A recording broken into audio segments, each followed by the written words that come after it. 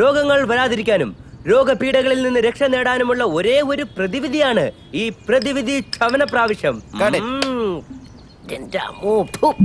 എന്തുവാണ് ഇത്? വെള്ളം കൊണ്ടുവാ. ഇതൊന്നും പശയാ? നല്ല വെള്ളം തന്നെ.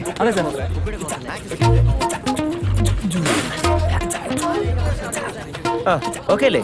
നന്നായിട്ടുണ്ട്. ആ, ഇനി അടുത്ത ഷോട്ട് എടുക്കാൻ കുറച്ച് ടൈം എടുക്കും. ശ്രീ ഇരിക്കേ. ഓക്കെ. അല്ല, ഞാൻ പറഞ്ഞ ഡയലോഗ് ക്ലിയർ ആയോ?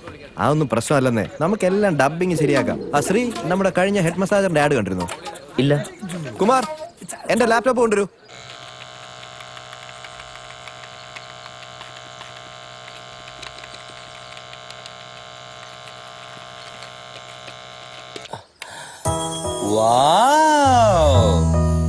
ഇന്നത്തെ കാലത്ത് എല്ലാവർക്കും ടെൻഷനും ജോലി സമ്മർദ്ദവുമാണ്.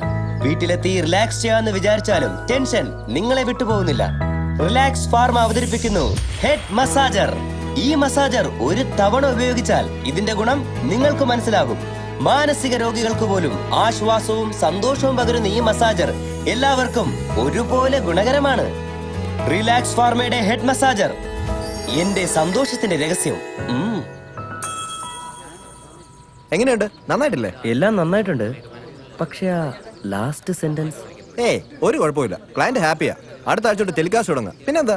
അല്ല, ആ ലാസ്റ്റ് സെന്റൻസ് കേട്ടാ എനിക്കും വട്ടാണ് എന്നൊരു ധ്വനിയുണ്ടോ? അതിന് സ്ത്രീക്ക് വട്ടില്ലല്ലോ. ഫിറോസ്, റെഡിയാണോ? ഇപ്പൊ ശരിയാ സാർ. സാർ, ആളെ കൊണ്ടുവന്നിട്ടുണ്ട്. മേക്കപ്പ് റൂമിൽ ഇരുത്തിരിക്കുക. ഞാനിപ്പോ ഒന്നുകൂടെ ശ്രദ്ധിച്ചേക്കൂ.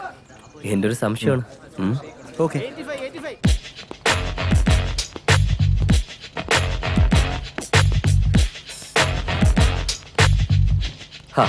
അമ്മാവന്റെ പിണക്ക് ഇതുവരെ മാറിയില്ലേ? എന്റെ അന്നത്തെ മൂഡ് ശരിയില്ലായിരുന്നു. അതാ ഞാൻ അങ്ങനെയൊക്കെ പറഞ്ഞത്. വിളിച്ചപ്പോ ഞാൻ എല്ലാം പറഞ്ഞതാണല്ലോ. പിന്നെന്താ? എന്തിനാ വരാൻ പറഞ്ഞതെന്ന് വെച്ചാ പറ. ധൃതി പിടിക്കാതെ ഞാൻ പറയാം. അമ്മാവന് കുടിക്കാൻ എന്തെങ്കിലും? കൊടുത്തു സാർ. ഞാൻ കുടിച്ചു.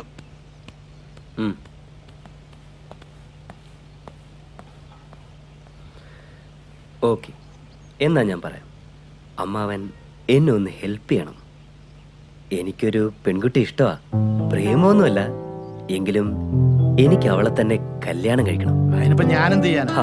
അമ്മാവ അടങ്ങ്, ഞാൻ പറയട്ടെ. പെണ്ണിന്റെ വീട്ടുകാരുമായി അമ്മാവ സംസാരിക്കണം.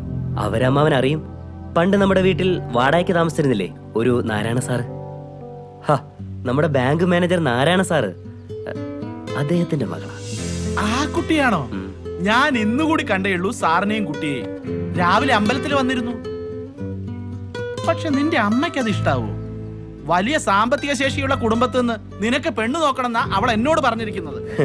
അതിനും അമ്മാവ എന്നെ സഹായിക്കണം. അമ്മാവൻ പറഞ്ഞ അമ്മ കേൾക്കാതിരിക്കില്ല. പിന്നെ എന്റെ താല്പര്യം കൂടി ഉണ്ടെന്ന് പറഞ്ഞാ മതി. നിന്റെ അച്ഛനെ കൊണ്ട് പറയിപ്പിക്കുന്നതല്ലേ നല്ലത്. അച്ഛൻ അറിഞ്ഞ ഉള്ളതും കൂടെ ഇല്ലാണ്ടാവും. അമ്മാവൻ തന്നെ എല്ലാം ശരിയാക്കി തരണം. പിന്നെ അമ്മാവന്റെ കടയുടെ കാര്യം മാനേജർ എന്നോട് പറഞ്ഞു. നമുക്കെല്ലാം ശരിയാക്കാം. എത്രയാ വേണ്ടേന്ന് പറഞ്ഞാ ഞാൻ എത്തിച്ചേരാം. അമ്മ അറിയില്ലേ? ഓക്കെ.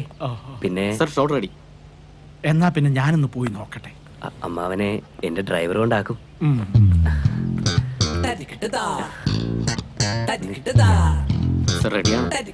പോകോ. താൻ ഇങ്ങനെ എപ്പോഴും കാണണമെന്ന് പറഞ്ഞ എങ്ങനാ?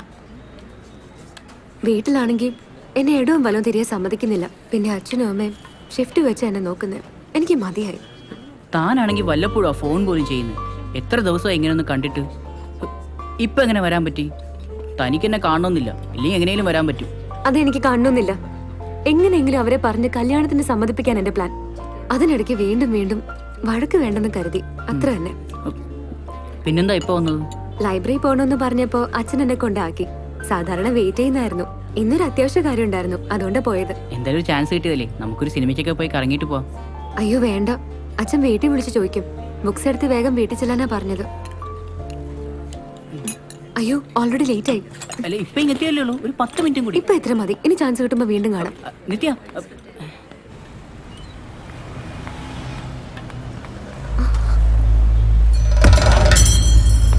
അയ്യോ അച്ഛൻ, ഇയാൾക്കൊന്നും ഒരു പണിയില്ലേ?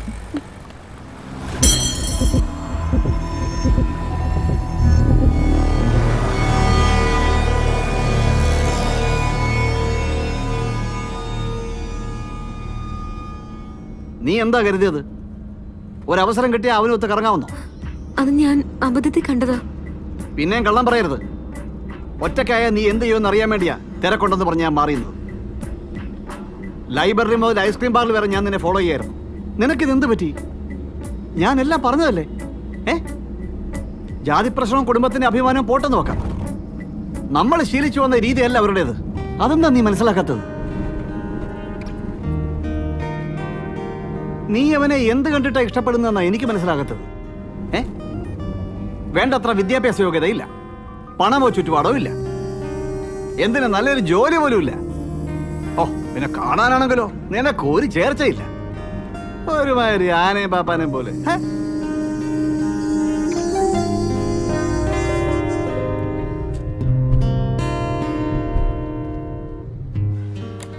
നിക്കേ, ഇനിയും നീ ഇങ്ങനെ എന്നെ കൊണ്ട് പറയിപ്പിക്കരുത്. വീണ്ടും ഇത് തുടരാനാ ഭാവമെങ്കിൽ ഞാൻ എന്താ ചെയ്യുന്നതെന്ന് എനിക്കെന്നെ അറിയില്ല. പറഞ്ഞു കേട്ടല്ലോ. പോയിക്കോ.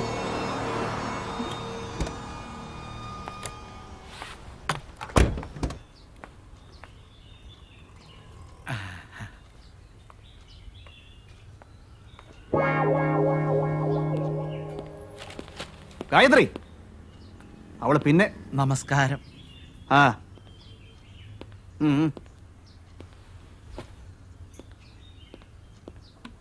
എന്താ ഇങ്ങോട്ട് വന്നേ? ബാങ്ക് ലോണോ മറ്റോ ആണെങ്കിൽ അത് ഓഫീസിൽ നിന്ന് സംസാരിച്ചാൽ മതി.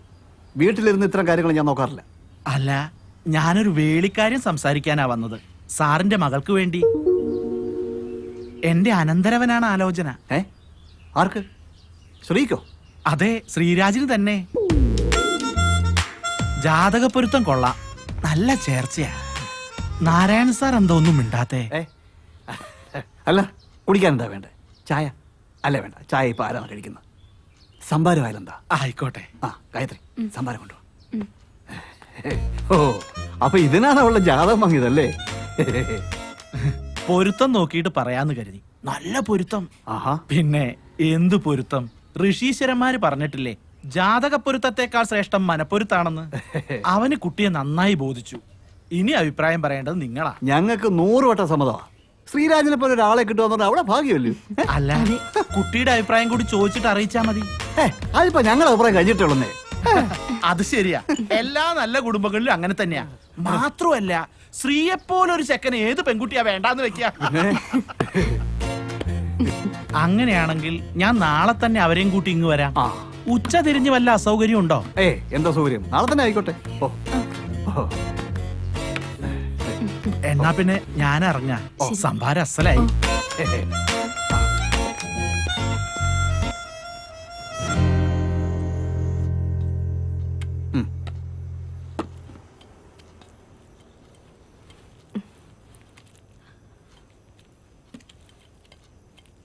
മോളെ,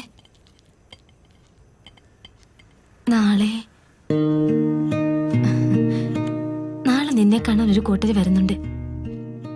വൈകിട്ട് നീ ഒന്ന് കണ്ടു നോക്ക്, ഇഷ്ടാവും. നിങ്ങൾക്ക് പറഞ്ഞാ ഒന്നും മനസ്സിലാവില്ലേ? എനിക്കാരും കാണണ്ട. അല്ല, നീ ഒന്ന് കണ്ടിട്ടെന്താ? അമ്മയ്ക്കും തുടങ്ങിയോ കുഴപ്പം? ആരും വരണ്ട എന്നെ കാണാൻ. വരണ്ടാന്ന് നേരത്തെ പറഞ്ഞ നിങ്ങൾക്ക് കൊള്ളാം.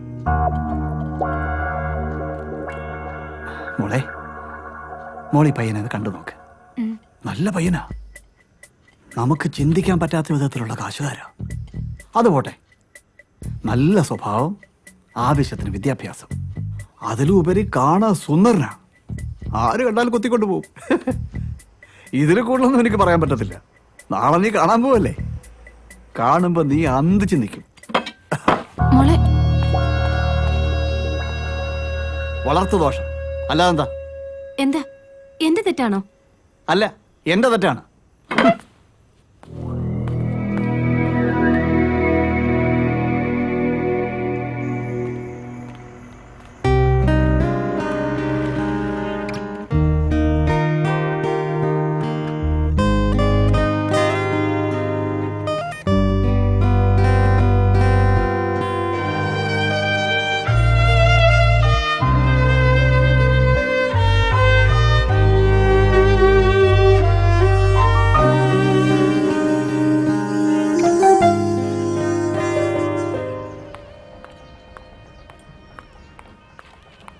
നീ ഇതോടെ പോന്നു?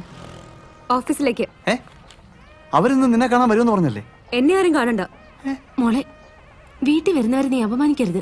വരണ്ടെന്ന് പറഞ്ഞാ പോരെ? അതിന് 100 കാരണങ്ങൾ പറയേണ്ടി വരും. നീ ഒന്ന് വന്ന് കാണ്. ഇഷ്ടപ്പെട്ടില്ലെങ്കിൽ അത് പറഞ്ഞൊഴിയാമല്ലോ. ശരി, ഇഷ്ടപ്പെട്ടില്ല എന്ന് ഞാൻ പറഞ്ഞാ പിന്നെ ഒരാളും ഇതിനെ പറ്റി ചോദിക്കരുത്. ഓക്കെ? ശരി, നീ അകത്തേക്ക് പോ.